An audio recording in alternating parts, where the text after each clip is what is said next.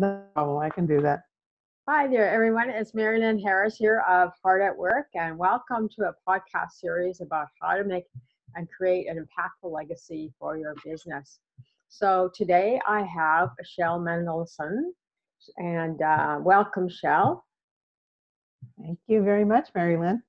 Hey, so how's it all going for you? It's going great. Like I said before, we're pretty busy this summer, and I love doing podcasts and telesummits. So this has been pretty busy, and love getting the word out. So yeah. No, it's a great way to get the word out and a great way to help other people. My intention of doing this series was really just about helping our leaders and our workplaces and such to get a couple of ideas of what they can do differently that isn't so working so well in their business or in their workplace. So the topics are mostly about productivity, workplace culture, leading with kindness, and the things like that. Productivity. What else? Teamwork.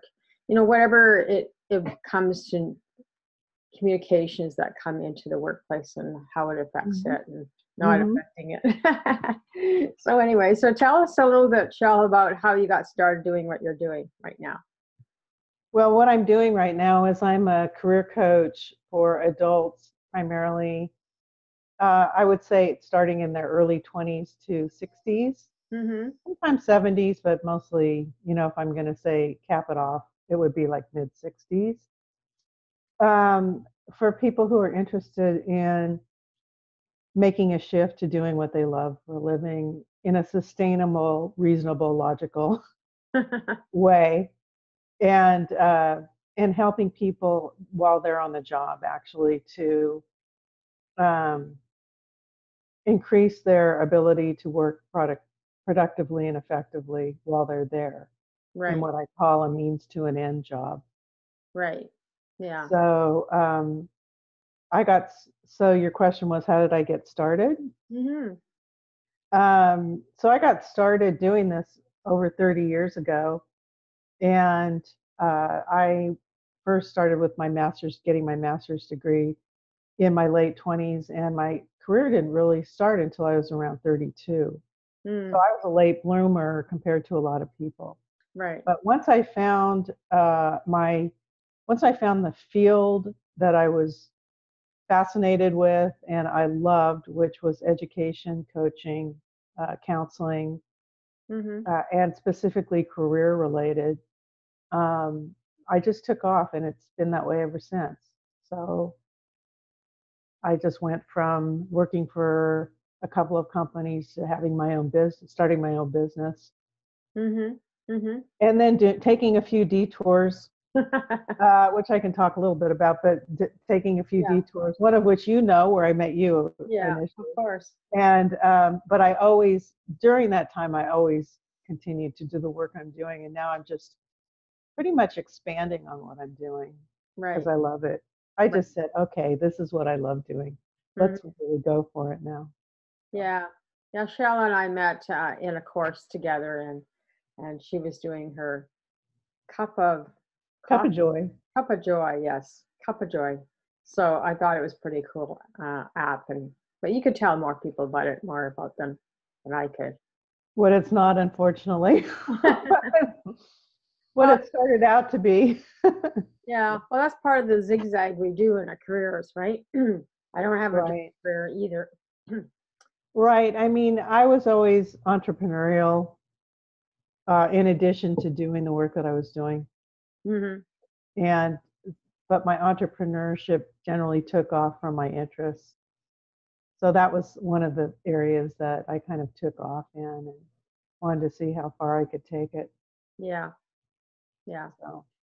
I think we all have zigzags. I mean, people reach out to me and they say, wow, you've done so much. And I stopped to think, I've done a lot, and so I think too, it's just because I want to have a different experience, or I just want to see what that job is like, or what I want to do. Well, if I went that direction, what would it produce? And if I didn't go that way, And then there's some things like even my pie business. It's like when I gave it up several years ago once, and then I just said, if I don't want to be on my deathbed saying, I wish I had done that more Mhm. or took it further than just giving up for the sake of just giving it up, kind of Right. thing. So I think we all have our zigzags, like you were saying. And when you're career coaching, I'm sure that you have a lot of clients that are zigzagging too. So tell us about some of the best clients you've worked with so far, the interesting stories. Well, the things that my clients are dealing with essentially are feeling overwhelmed in the job they're in and realize they need to do something about it.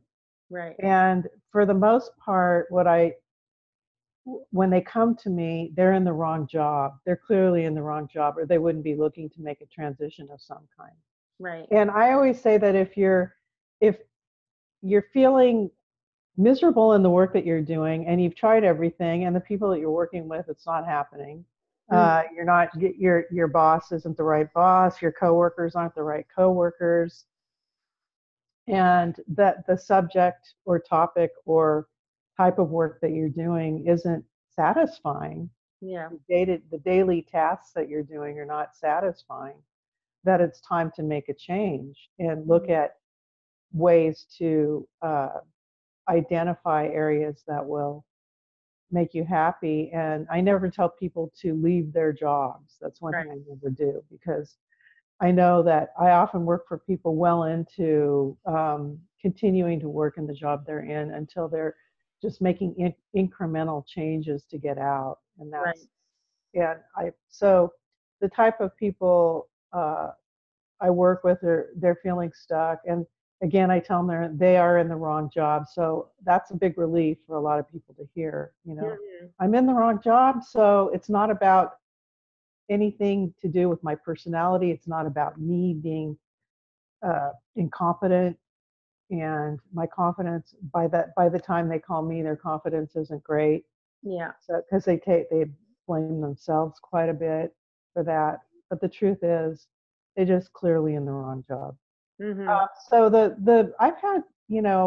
I've been working with people over 30 years, so I've had lots of successes, but ones that really, um, I would say successes, meaning people who are able to make the Yeah. transition and make it stick and continue and to expand in what they went into, and to realize that this is what they're supposed to be doing, and it doesn't have to be a job that you do for the rest of your life. Right. But like you said, they can move with the shifts and changes as they come along, and that's all part of it, of laying that foundation. But I've been working with one person for quite a while now, but he started out as a VP of sales for a software company, that it was a restaurant software company, and he was suicidal. I mean, he didn't tell me that. Later on, I learned that he had no idea what to do, and he was very frustrated. And there were a lot of other mitigating circumstances, but Mm-hmm. for the most part, he came to me very confused, and I had him go through the parachute process, which I'll tell you about in a little bit. Mm-hmm. Many people have heard of What Color Is Your Parachute. I was trained by Richard Bolles, who wrote What Color Is Your Parachute. And this is a system I believe I've tweaked over the years and individualized for the people that I work with. Mm-hmm. And I do work with people with ADHD. So some of this is a specialization that I have. I work with adults with ADHD. And as you know, many people with ADHD tend to be movers and shakers and very creative Yeah. people. They get bored pretty easily. So again, no wonder they're not happy if they don't really enjoy what they're doing. Right. But anyway, he was in that situation, and he found me because of my specialization. We started working together, and today he went from being suicidal in his job to now owning his own company and building wealth in his literally. I mean, his thing was he wanted to make a ton of money, and that's what he's doing. Right. And loving not only that, he had to love his work. And so he's able to pick projects that he loves uh, working on, and the people that he loves working with. It's growing, and he's just one of these people that loves to learn and grow all the time. Right. As many of us are. Right. And I work with a young man who was a college graduate. These are ones that really stand out in my mind because they just make me smile when I think about it. But he was a college graduate, and he was working for Target. Okay. And I think he had a very solid background. I mean, he did well in college and everything, and clueless. And his mom had called me actually to begin with, because I do have parents who came help their adult children. Um, but he was kind of clueless about what to do. And when we started working together, he started forming an understanding of what he needs to be doing, what he loves to do. And he started speaking with people. And one of the people he spoke with hired him to do the job, his very first professional job. And this is several years later, he's still with this group. And he's an advocate and a coach working with people with disabilities. So it's just, the advocate was one of the things that kept coming up for him. Yeah. Yeah, and then I work. Another person that comes to mind is HR. She was a young woman who was an HR specialist, and I get quite a few HR specialists, and I get attorneys. There's certain types of professions that I tend to see more of. This was one of them, and usually what happens is that they go into HR thinking they're going to be helping people, or they're going to be teaching and training, or doing more people-oriented things. And she was literally in an office in complete isolation. Yeah. And the kind of work she was doing, if she was doing any, I mean, there were days when she would do absolutely nothing. She was very ADD. So she was going crazy. I think she would call me crying and miserable. And we would have to kind of work through. So the obstacle was she was working for somebody who pretty much wanted to fire her. I think eventually was going to fire her, but she was in the meantime very, very miserable. And today she's working. I don't know actually today, but the last I heard, she was working, getting several contracts, very specific types of contracts that related to what she was very, very interested in doing and loved to do. And it's usually around helping people in some way, right? So, and she was also a disabilities advocate. So she got offers to lead retreats and to work. She got job offers, plenty of job offers. So if she needed to just have a job to sustain her, she never had a problem being able to do that. And she's pretty much calling the shots right now. So she went from being a job beggar to somebody who is out there calling the shots, which is where I take all my clients. It's like you are calling the shots, not the other way around. Right. Yeah. The way it should be. The way it should be. Yeah, exactly. I mean, it's so sad when I hear about people who are so desperate that they go take a job because it looks like maybe 50% of the tasks line up with what they can do, and they figure they'll wing it on the rest, and they'll just beg for the job, or they'll not beg for the job, but they'll go in with that one down attitude instead of going in knowing exactly why you're going in, why you picked that company, why you're even there. And so you're in the position to ask them and interview them versus the other way around. I mean, yeah, they're interviewing you, but you're only answering the questions that you have already done the research on and want to answer. I mean, you're happy to answer. Right. So that's kind of, that's a little bit. Yeah. I always think, if you're interviewing for a position or you're selling yourself to them I always look at it as this two-way street, because you might be interviewing me for the position, but, I'm also interviewing you to see if I really want to work there, even though I maybe have picked you at some level, so. Yeah. Well, and I agree completely. I also, add to that they've also identified this place as a place they would actually like to work. So they have a lot of information going in. They've spoken with some of the employees. They know what the environment is like. They have one or two connections with people who actually work there. Yeah. And so they're not going in blind, just applying for a job that looks like it might be a fit. Yeah. It's not guesswork. And the chances are, like if you have two people with the same qualifications and one of them is packed with information and the other one is looks like they could do everything, but they're a job beggar. That pretty much comes through. Who do you think the employer is going to pick? Yeah. Yeah. It's always interesting, isn't it? Yeah. Yeah. So what do you think some of the issues that companies have with their workplace employees right now? Or 'cause usually you're dealing with the ones that aren't happy or in the wrong job role or something like that. I think there are more people like that than anyone cares to admit.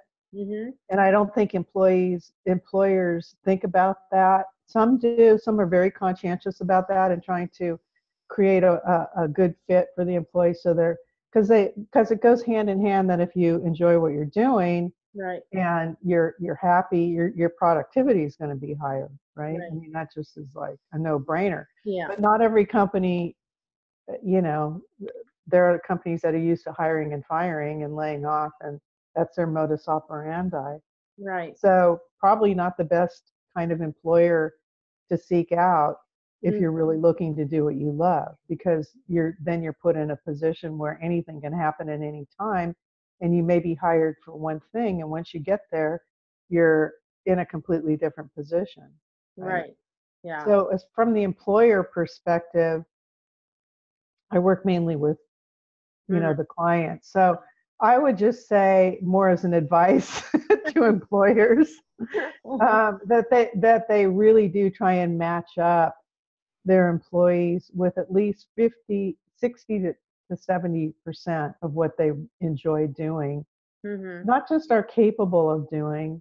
And that means that they, when it comes to the strengths they might have, if they don't love using those skills that allow them to be strong in any particular area, if they don't really enjoy using those skills, then they're not going to, eventually it's going to be a wash. They're not going to, things will happen and they will be called on the carpet, or that something will happen. So I really implore them to look at the skills people love to use. And that means my clients, when I work with them, they identify those skills. And I'm talking about, we all have a ton of skills, but we don't love using all of those skills that we have, right? Right. So the ones that will offer sustainability in the workplace are using those skills that we love to use. And so if we're using those skills perhaps 60 to 80% of the workday, obviously everybody's going to be happier. So helping the employee, just asking the question, are you truly enjoying your work? And is there anything else that you would like to be doing in the work that you do? Is there any projects you're interested in? Anybody else's job that you'd like to think about working towards, like a lateral move of some kind? Just asking that question. Right. That can mean all the difference. That shows support for the person who's providing 40 plus hours a week to you every. Right. So just asking those questions and taking for managers to take 10 minutes a week to check in with the people they're managing. Yeah. I have a great example of a situation. This is more of an ADHD employee situation, but it was, this happens a lot, that large companies require you to do all these additional checklists and what do you call it? You have to go through all the extra, like survey or something like that. Surveys or things that have nothing to do with the actual work. Yeah. And so for a person like me, and I'm diagnosed as well, right. I would work for somebody, I would never do it. Right. I just would never do it. And they never called me on it because I was making them so much money at the time. They pretty much accommodated me, which is kind of how it should be. But this one manager came to me and said, how do I work with this person? She's probably the best engineer that we have, but she won't do this form that needs to get done every single week. And I said, well, how long would it take to do the form? How much time does it take? And he said, probably 10 minutes. Yeah. And I said, well, why don't you just, can you afford to take 10 minutes of your time to sit down with her every week and go through that form with her? Yeah. And he said, yeah, I think I could do that. I mean, he's a manager. Yeah. Right? That's one way of managing. Yeah. If it bothers you to no end that this isn't getting done, it's something you can sit down and help the person do, while the rest of the time they're producing like crazy, then why wouldn't you do that? Right. Yeah. So yeah, that's as far as employers are concerned, I guess that's my advice. Yeah. Yeah. That's cool. So tell us a little bit more about the Myers-Briggs, not Myers-Briggs, it's the open parachute thing that you. Yeah, I'm glad you brought up Myers-Briggs. I used to give all those I used to give all those assessments, including the Myers-Briggs, for years. Yeah. Because I had to. I was working in a system that required me to do it. And I just remember thinking, how is it really helpful? I remember one that was helpful in terms of identifying work for people, and it was called the Raven. Do you remember the Raven? Yeah. Because it was kind of an intelligence one where you had to, I don't know, it was abstract reasoning, they called it. And it really did. You were able to identify a person who had abstract thinking and could take on more challenging situations. But the rest of it was kind of meaningless when it came to people switching careers, because they might read the results for a bit and then forget it, file and forget. Right. Or it just wouldn't hit them on a very personal soul level. Right. Enough to make a shift of some kind. So the parachute process that I use, which is What Colors Your Parachute, has been around for 45 years. And it comes out with a new edition every year. And I'm sure whoever's listening to this, many people have bought the book, tried to read the book and go through the book. And I always say it's a resource. It's not an actual step, you don't, to read it cover to cover is crazy, but you use it as a resource. And I use a workbook with people, and I take them through the main part of it, which I do very differently than the workbook. So the workbook is a framework, and it gives you kind of a loose structure for identifying the different areas that make up your ideal work. And the main thing is that it requires rigorous honesty about what you really enjoy and what is important to you, what your preferences are. And that's hard to do, because when you're in a job where you're making the money, the benefits, and all of that might be important to you, and eventually that needs to be part of the structure of what you're creating when you're laying the foundation for going on to doing the next thing. Some of the things that you're doing in your current job are definitely going to be in there if they're benefiting you, right? Right. But maybe not the actual work itself, but some of the benefits, or maybe some of the types of people that you're working with. So it's a very personal thing, and it's comparing you to you, not to somebody else, which is what the assessments do. They take a sampling of people, and if your interests kind of match those, or your answers match somebody else, then it may remotely, or sometimes very much so, in a targeted way, resemble pieces of who you are. But it's not the whole picture of who you are based on just you. Right. And the way you get to that is being completely honest with yourself. And that's what I help people go through, because I can tell when they're not doing that.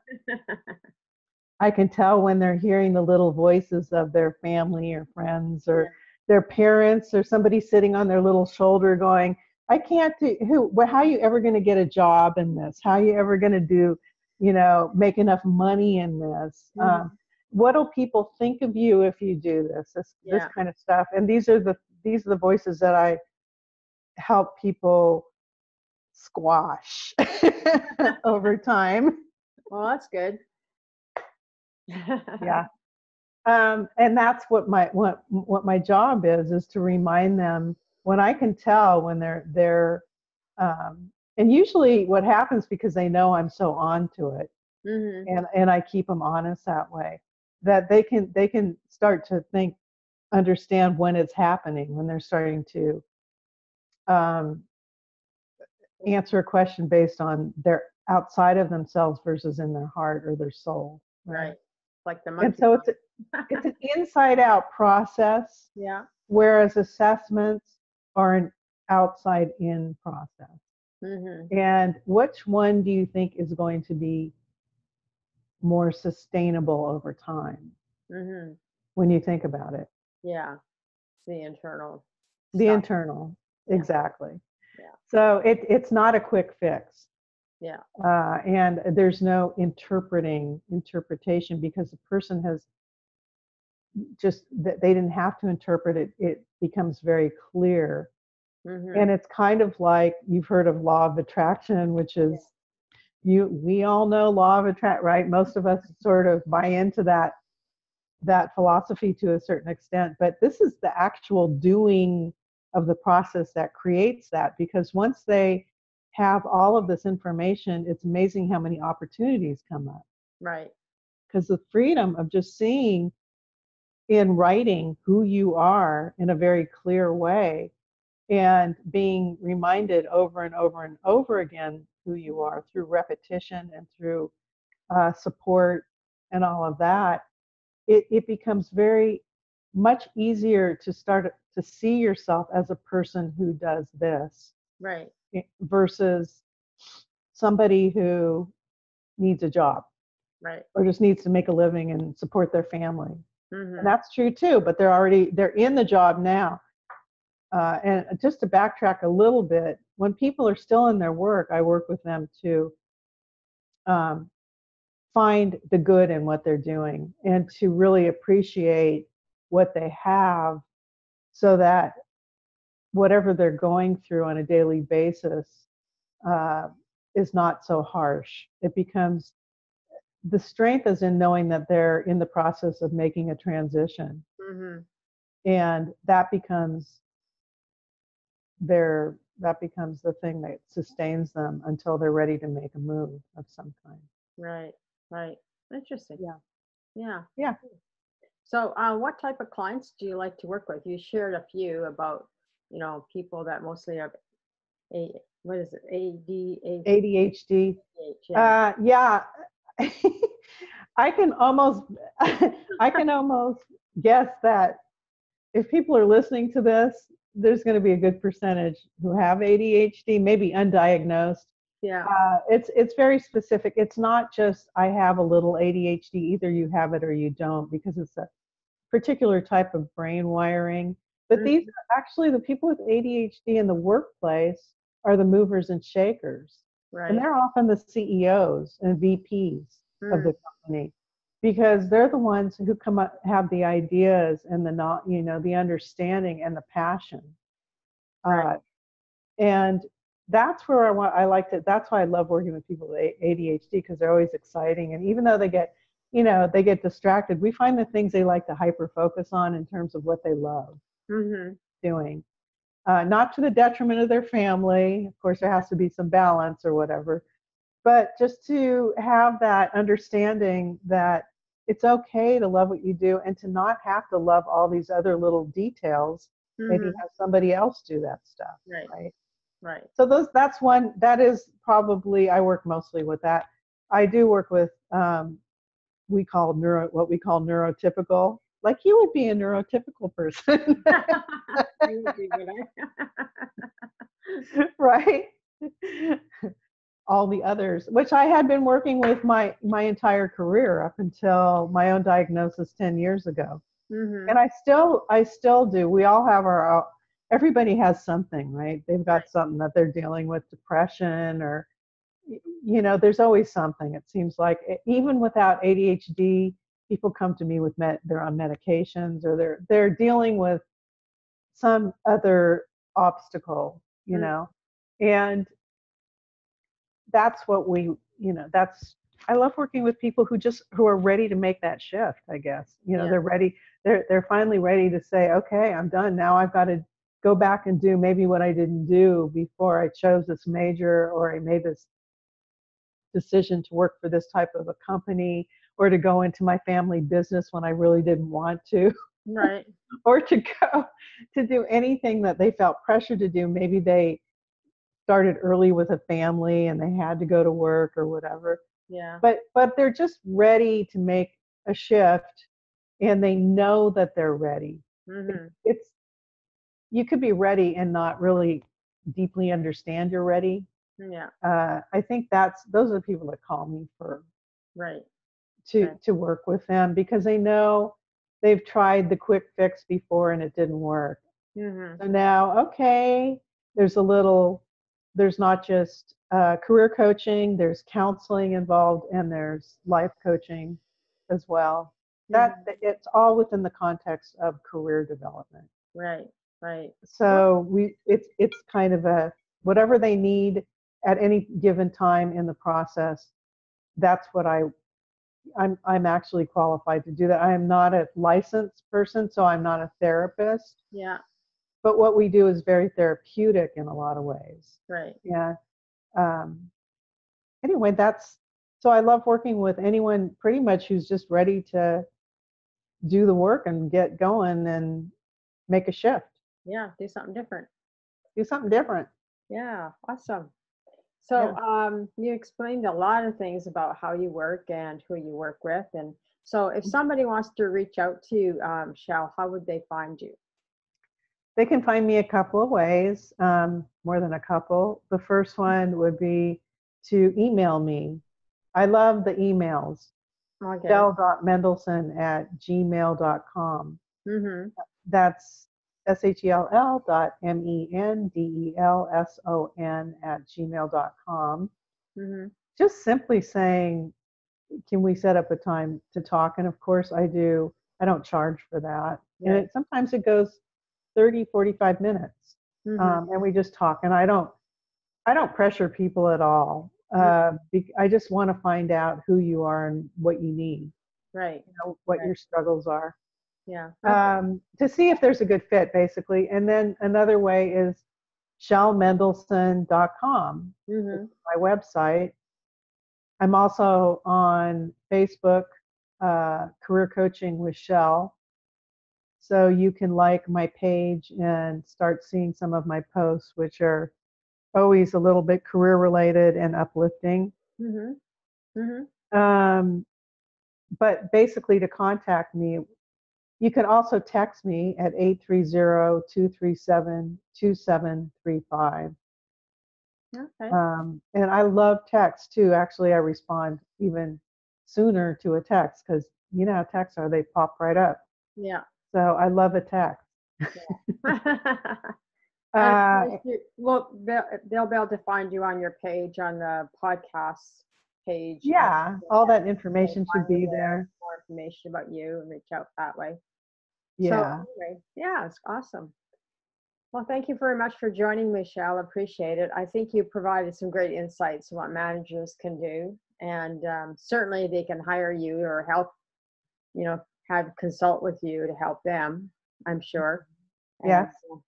You're open. Yes, I do. Also training. I also train other coaches who want to learn parachute, because I have a very specific way of doing that. Okay. So there are some coaches who are career coaches, but I end up working with them because they aren't clear about what career coaching is, or even if that's what they want to do. Right. So this method is, you can't lose with this method. It's been around for so long, and I will always be a proponent of this method. Right. And then I do obviously the interviewing and podcasting. So anyone who wants me to interview for anything specific work related, I can do that. Or I've done keynotes before. Mm-hmm. I do like doing it if it's the right situation. Again, I'm very specific about what I like and what I don't like. Well, that's good if you're a career. At this age, it's you learn to love what you do and you just do what you love, and that's it. Right. Well, it's a great line to know and phrase to know for sure. Okay, Yeah. thank you for joining me, Shell. And yeah, if anybody wants to hear Shell after today, you can find her at podcast.heartatworkonline.org. And she'll be posted there. And plus, you'll find her on the social media. You also find them on the Heart at Work YouTube channel. So she'll be around several places. I try to be. I'm also going to be at the ADDA Attention Deficit Disorder Association conference in Philadelphia. I don't know if anyone's planning to go to that one, but I will be at that in November. So. Okay, great. Okay, well, thanks everyone for joining us once again today, and we'll be all chatting with you soon. And if you want to know more about the podcast series, please reach out to me as well. So it's heartatworkonline.org, and my name is Mary Lynn Harris of Heart at Work, and glad to have you. And Shell, best of luck for you. Thank you so much, Mary Lynn. It was great. It was very enjoyable. Thank you. Okay, you're welcome. Thank you.